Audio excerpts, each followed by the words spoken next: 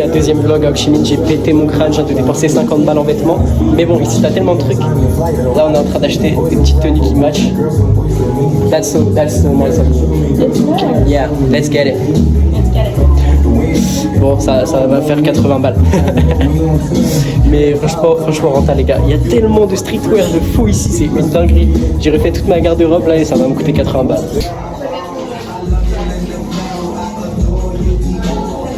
Les gars, ça fait du shopping. En plus, c'est trop la frappe. Tu follow leur Insta et t'as genre une paire de chaussettes gratuites. On va pas se plaindre. What do you think? Cash, yeah. Bon, on rentre à la maison à pied parce que on a un peu déconné les gars. And I was like, we got 200 something. It was so cool. Yeah, it was cheap for like new clothes. Ce qui est bien, c'est qu'au Vietnam, c'est jamais trop le bordel sur la route. En tout cas, on a bien profité du sunset en rentrant à l'appartement à Ho Chi Minh. Il y avait vraiment plein de vues trop stylées. Moi, j'adore l'ambiance dans les rues quand ça bouge comme ça. C'est vraiment pas un truc qui me dérange, même si la pollution, c'est un problème. Non, franchement, le Vietnam, les gars, c'est pas du tout chaotique. Le trafic, c'est pas du tout... Ça va en vrai, tu vois, c'est vraiment gérable. Et jamais de la vie, ça serait abusé, tu vois.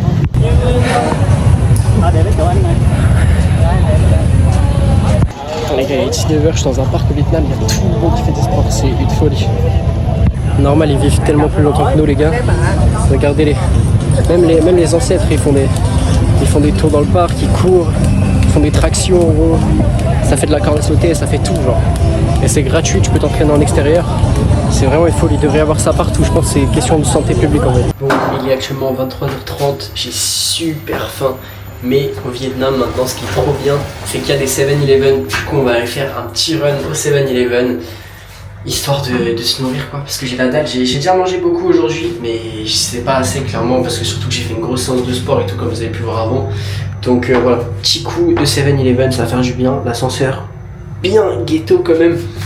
D'ailleurs, je vais vous montrer un petit peu comment ça se passe quand tu rentres dans l'appartement.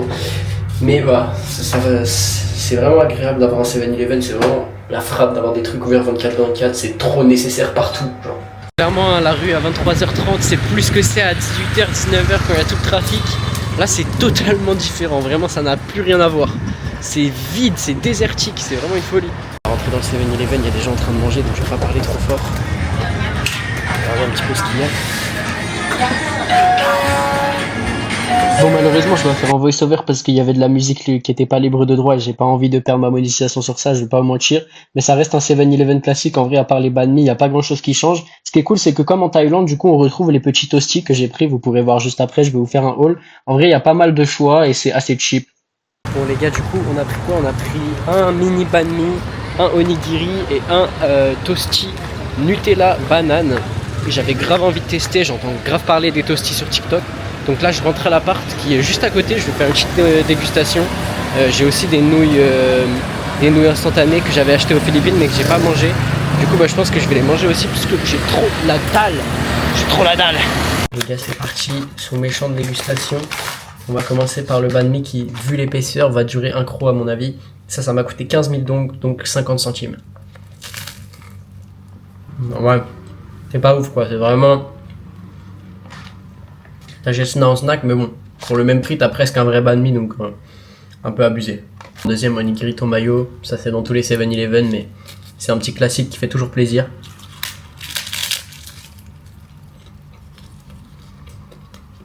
Bah alors sûr, j'ai envie de vous dire. C'est bon. Ah, c'est un 8 sur 10. Enfin, pour bien finir, les toasties Nutella banane. Enfin, c'est juste littéralement les sandwichs que tu peux faire chez toi. Premier croc, je sens même pas d'autre goût que le pain. Hein, ça commence mal. Alors, rien à dire, c'est trop bon par contre. C'est trop réconfortant de manger ça.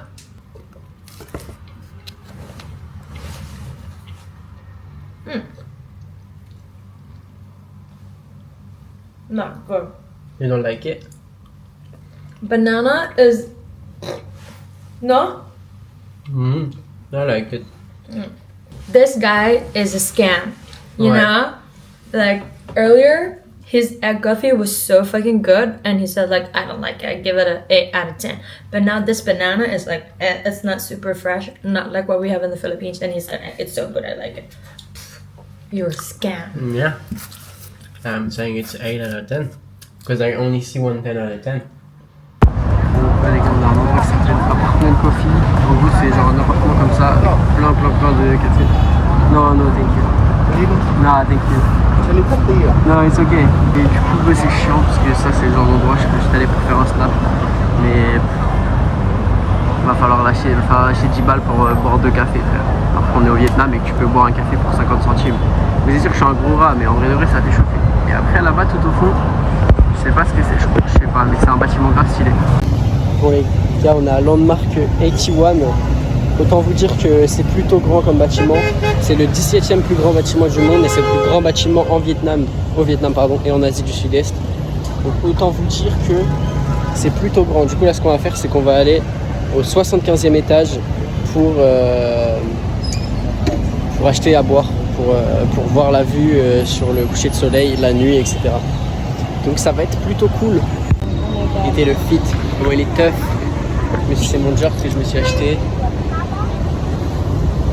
La tour elle est bien grande, hein. Ça va être je sais pas comment ça va être. Je sais que j'ai vu que les drinks ça coûtait genre 8 balles. Mais j'ai envie de te dire un truc comme ça en France, si tu veux boire, ouah mon gars, envoie l'argent. Du coup on s'est retrouvé au Landmark 81, on est arrivé en bas, on a attendu à peu près 20 minutes en sachant qu'on a eu des glaces gratuites pour attendre, donc ça c'était vraiment cool. Le hall d'entrée était ultra luxe et après c'était parti pour monter les 75 étages de l'ascenseur. On s'est retrouvé, on a fait une petite pause, il y avait un espèce de lounge un peu comme ça pour changer d'ascenseur parce que l'ascenseur en lui-même ne peut pas faire tous les étages. C'était vraiment stylé, franchement j'ai bien aimé. Et ça m'a un peu fait penser à l'expérience que j'avais fait quand j'avais fait la Tokyo Skytree pour les anciens qui se souviendront, c'était vraiment cool. Là du coup voilà 66, on était en train de monter les étages encore jusqu'à ce qu'on arrive à ce bar et là la vue était littéralement magnifique. Bon les gars, 75e étage, derrière moi c'est pas du tout pollué hein. Mais la vue est incroyable. On a bien profité même si la vue était un peu polluée et qu'au début on n'avait pas la meilleure table. Finalement on a changé de table, on a eu une vue de fou quand c'était la nuit. Par contre je vais pas vous mentir, les cocktails m'ont coûté un rein, entre parenthèses 25 € pour 2 personnes. Ce qui est ok, mais vraiment moi le mien était dégueulasse. Donc en fait je pense que c'est pour ça que j'avais vraiment le seum d'avoir lâché 25 balles. Mais toujours rentable parce que juste la vue normalement ça coûte plus cher que ça. Bon les gars, on prend encore un sleeper bus, vous connaissez. On va à Dalat dans les montagnes, ça va être trop bien, il y a plein d'activités trop cool à faire. Du coup j'ai trop hâte, je suis trop épais. En gros pour faire un petit tour du coup, à l'intérieur t'as une lumière comme ça qui s'allume, t'as des prises USB, un rideau à l'intérieur, à l'extérieur. Ça c'est le bus à quoi il ressemble, donc en vrai c'est plutôt stylé. Et la raison de pourquoi ça existe c'est parce que en vrai prendre l'avion pour se déplacer au Vietnam ça coûte souvent trop cher, en tout cas pour les Vietnamiens, il n'y a pas un réseau de train forcément partout. Du coup la plupart des gens ils prennent le bus. En plus c'est grave pratique parce que souvent quand t'as un très long trajet t'as un bus de nuit, ce qui fait que du coup juste tu roupies et en fait t'économises une nuit de logement en même temps que tu te transportes. Le seul point négatif c'est qu'il n'y a pas de toilette. Mais sinon franchement ça fait bien le taf, je valide à 200%. Bon, bien d'arriver à Dalat après 7 heures de bus alors que c'était 5 heures de bus prévues. Là j'ai qu'une seule hâte, c'est de dégommer ce bol de Bun Bo Hue. Je sais pas si ça se dit comme ça mais c'est la frappe. C'est trop bon ce truc. Et d'aller me laver les cheveux parce que putain de merde j'ai les cheveux gras, ça me dégoûte. Enfin bref, bon appétit à tous. Du coup, premier soir à Dalat, on a voulu visiter un petit peu. Il y a une tour qui ressemble un petit peu à la Tokyo Tower pour ceux qui connaissent. Et en fait, c'est juste une tour qui a été financée par un des opérateurs du pays. Voilà, c'était plutôt sympa de nuit. Récupérer des banh mi. Là, on est dans un truc un peu ghetto. On est en train de prendre l'ascenseur pour aller boire un café sur un rooftop avec vue sur la ville qui va être plutôt incroyable. Mais j'adore la vibe de cette ville, ça me rappelle vraiment Hajang. Et les gars, Hajang, pour ceux qui ont vu la vidéo de la Hajang Loop, c'était vraiment incroyable. Genre, la vibe là-bas est trop cool, j'aime trop. C'est dans les montagnes. Là, actuellement, il fait 18 degrés, donc c'est ultra agréable. Surtout quand tu reviens du chaud de Saigon où il fait 35 degrés la journée. Là, ici, il fait 29 la journée, mais au moins le soir, il fait frais. C'est agréable, tu vois, tu peux sortir tranquille. Là, je suis en short. C'est cool. Du coup, on est allé chercher les banh mi et on s'est retrouvé sur le café pour admirer la vue. Donc, je vais vous montrer un petit peu la vue depuis le rooftop qui était franchement stylée. C'était une rue super mignonne avec la vue sur littéralement Dalat à 360. Et le café se trouve au 7e et 8e étage. Et en vrai, les prix étaient pas abusés, mais franchement, le café était explosé. De base, je le trouvais super stylé, donc j'étais en mode ouais, je vais faire du contenu pour, etc. Mais non, pas du tout. Le lendemain, du coup, on s'est réveillé, on est parti boire un smoothie, aller manger. Il y avait des chiens et des chats partout. C'était le paradis, les gars, c'est le paradis cet endroit. Il y a des chiens partout, je suis trop heureux. Vous voyez, là, je suis à Dalat et derrière moi, il y a une rue qui monte et qui descend comme ça. Et c'est bien parce que ça me fait vraiment penser au petit truc. Ça me fait un peu penser à Lyon en France. J'ai l'impression qu'il y a vraiment ça. Et dans beaucoup de villes en France, en fait, on a des trucs comme ça. Et ici, bah, c'est très commun, en tout cas à Dalat, de voir ça. Putain, c'est le paradis cet endroit. guetter tous les chiens, il y en a partout. Et ils sont trop mignons.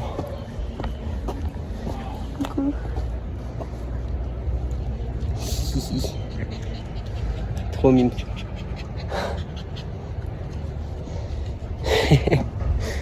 Les gars, l'énergie ça ment pas. Quand les animaux ils viennent vers vous, ça veut dire que vous avez une bonne énergie qui ressort. Moi je le prends comme ça personnellement. Bon, bah les gars, j'ai made it au point de vue pour voir le sunset. C'est plutôt magnifique. Malheureusement, par terre, il y a un peu de déchets. Du coup, c'est moins stylé si je vous montre. Là, moi, il y a un petit chien, il est trop mignon, mais il s'est cassé la patte, le pauvre. Il arrive pas à marcher correctement. Ça me fait trop de la peine. Il est trop mignon. En plus, lui, il a peur de moi, je crois. Et je crois que c'est un humain qui a dû lui faire ça pour qu'il ait peur comme ça. Pauvre chou. Mais voilà, juste à côté, t'as une petite rue où il n'y a rien. Et en fait, ce spot-là, je l'ai trouvé sur Google Maps. Il n'y avait que 2 avis, donc je me suis dit, il va pas y avoir beaucoup de monde si je viens. J'avais quand même un peu l'espoir de rencontrer un mec qui était comme moi, solo, genre comme ça, j'aurais pu parler avec lui. J'espère qu'après, peut-être plus tard, il va y avoir des Vietnamiens qui vont venir pour discuter. Mais en tout cas, la vue en vaut clairement la chandelle, c'est super beau. Putain, les gars, j'avais même pas vu, mais au-dessus de moi, il y a des téléphériques. Les Vietnamiens adorent leurs téléphériques, il y en a partout. Bon, en même temps, tu me diras, c'est très montagneux comme endroit, donc c'est un peu logique qu'il y ait ça partout. Mais waouh, regardez, genre. Bon, là, je viens de tourner 2 vidéos devant ce magnifique sunset. Le business est un peu lent en ce moment, il se passe pas grand chose. Du coup, j'essaye de profiter parce que quand il se passe rien, pourquoi essayer qu'il se passe des trucs, tu vois. Mais bon, c'est ça l'avantage, c'est qu'ici tu peux vraiment avoir une vie tranquille, genre ne pas être pressé. Moi je suis quelqu'un, j'aime pas être pressé en fait, je me rends compte, mais j'aime pas être en mode contre la montre, à tout le temps devoir courir partout et tout. Et c'est pour ça qu'ici c'est trop adapté pour moi, je me sens trop bien, tu vois. Enfin bref, je pense que c'est la fin de ce vlog. Dans le prochain vlog, normalement, on va faire des trucs cool, on va faire Mario Kart. Vous allez voir, vous comprendrez de toute façon, je ferai sûrement des réels là-dessus. Si jamais vous avez des questions, envoyez-moi un message sur Insta. Si jamais vous voulez me soutenir, aider la chaîne, n'hésitez pas à la rejoindre, ça m'aide vraiment énormément. Et moi, je vous dis à la prochaine vidéo.